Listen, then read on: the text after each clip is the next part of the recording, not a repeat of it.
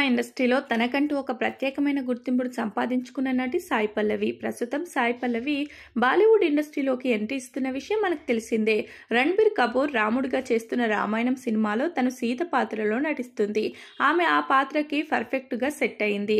ఎందుకంటే ఆమె ఇంతకు ముందు చేసిన సినిమాలో డీసెంట్ పాత్రలు చేస్తూ వస్తుంది కాబట్టి అలాంటి పాత్రల్లో ఆమెను పెడితేనే జనాలు కూడా యాక్సెప్ట్ చేస్తారు.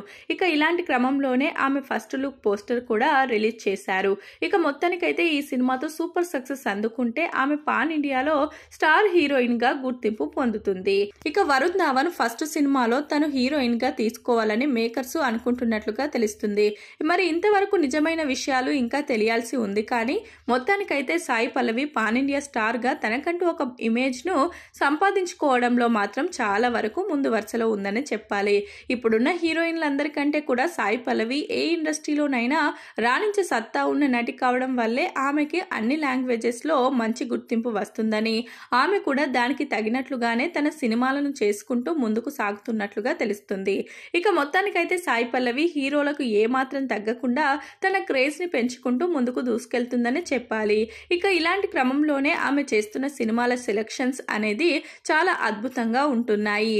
ఇక ప్రస్తుతం ఆమె నాగ చైతన్య తండేల్ అనే సినిమా చేస్తుంది. ఈ సినిమా సక్సెస్ అయితే తెలుగులో ఆమె మార్కెట్ ఇంకా విస్తరించే అవకాశం అయితే ఉంది.